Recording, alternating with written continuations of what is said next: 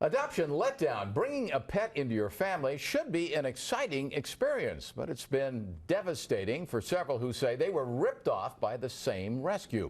Our NBC4 team digging into the allegations. And Randy Mack has the story and response from that pet rescue. This is 2-month-old Rhoda, a pup Merrill Hagan recently adopted. But before he found Rhoda, he tried to adopt another puppy. He never got that one. I just never knew that people could scam on dogs. Like, it's such a weird scam. Yes, Merrill thinks he was scammed by a dog rescue called Hopeful Paws. He paid the rescue $350 and says he arranged to pick up the pup in 2 weeks. She was very sweet. She hung around us. But Merrill says Hopeful Paws gave him the runaround, and after weeks of trying to get the dog, he never did. It destroyed us. It was, we were both crying. It was devastating. Go get it, Bentley. Go get it. Merrill's story is not new to the I-Team. We first aired a story about this rescue last year.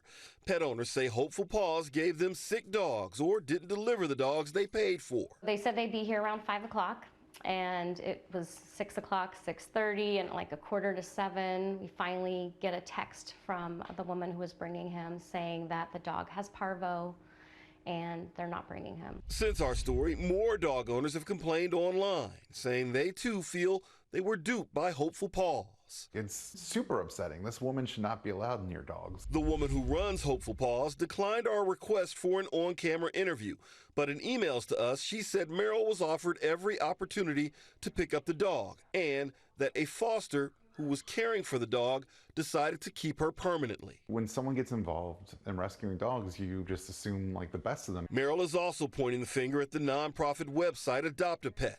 That's where he found Hopeful Paws, showcasing its dogs for adoption.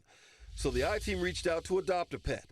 It investigated too and said Hopeful Paws violated its policies and booted the rescue from its site.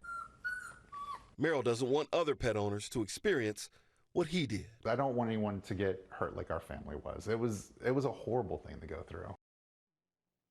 Merrill says that he got his money back from Hopeful Paws after telling them that he had contacted the police. Now, he says that the police told him it wasn't something that they were going to pursue criminally since he had actually had his money refunded. But here's some advice before you actually adopt a pet. You want to always ask to see the animal before you make the commitment. You want to ask for some references and meet other pet owners who've used the rescue. And finally, you want to talk to the vets who have cared for that animal. At least that way you know whether or not it has any health issues. Yeah, some good advice. Absolutely. Thanks, Randy. Really. Thank you, Randy.